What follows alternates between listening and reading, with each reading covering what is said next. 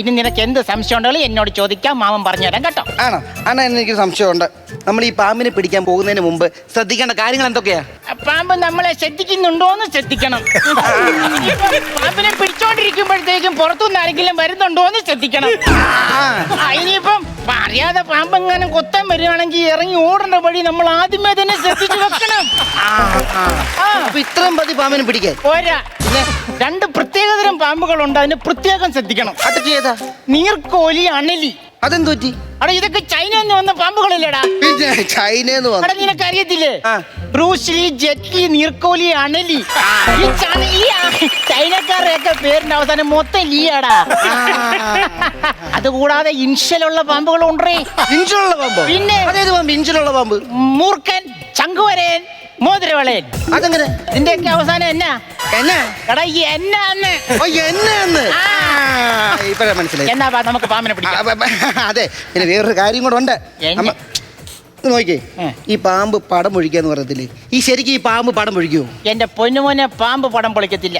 ഇവിടുത്തെ കുറെ social media ഇൻഫ്ലുവൻസർമാരുണ്ട്. അമ്മ രാവിലെ കെട്ടിയെടുത്ത് തിയേറ്ററിലേക്ക് കയറും. എന്നിട്ട് പറയും ഫസ്റ്റ് ഹാഫ് കൊള്ളത്തില്ല, സെക്കൻഡ് ഹാഫിന്റെ പഞ്ച് പോരാ, ടൈറ്റിൽ ചെറുതായി പോയി, ക്ലൈമാക്സ് പണ്ടാരടങ്ങി പോയി. ഇങ്ങനെ പറഞ്ഞു നടക്കുന്നവരാണ് പടം പൊളിക്കുന്നത്. അല്ലാതെ പാമ്പ് പടം പൊളിക്കോ? ആ പടം പൊളിക്കുന്ന കാര്യമല്ല ഞാൻ ചോദിച്ചത്. പിന്നെ ഈ പാമ്പിന് തൊലി ഉരുന്ന കാര്യം. ഒലിയിരുന്ന കാര്യമോ? ഈ പാമ്പിനെ പിടിച്ചു പുറത്തേക്ക് ഇറക്കുമ്പോ നാട്ടുകാരുടെ വർത്താനം കേൾക്കണം, നമ്മുടെ തൊലിയാണ് ഉരിഞ്ഞു. ഈ ഓരോ ജീവികളെ എടുത്ത് വെക്കുവാണെങ്കിൽ അവരെല്ലാം കൂട്ടം കൂടിയാണ് വരുന്നത്. പക്ഷെ ഈ പാമ്പ് മാത്രം ഒറ്റയ്ക്കാ വരുന്നത്. അതെന്തുകൊണ്ടാ? നിനക്ക് പാമ്പ് ഒറ്റയ്ക്കൊന്നും സഹിക്കുന്നില്ലല്ലേ? പിന്നെ അതെല്ലാം കൂടെ കൂട്ടത്തോടെ വന്നിട്ട് വേണം എന്റെ നെറുകം തലയ്ക്ക് കൊത്താൻ. പാമ്പിനെ പിടിച്ചാടാ.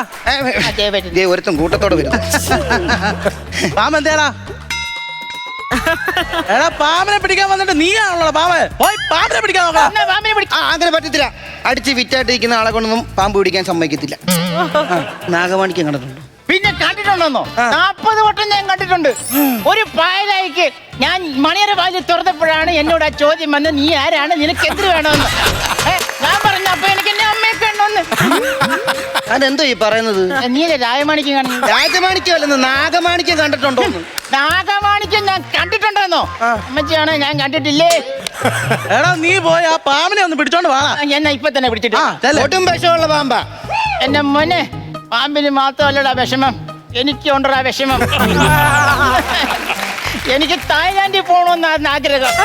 അവിടെ പോയി പാമ്പിനെ പിടിക്കണം, പാമ്പിനൂടെ സെൽഫി എടുക്കണം, പാമ്പിന്റെ സുവോളജി പഠിക്കണം.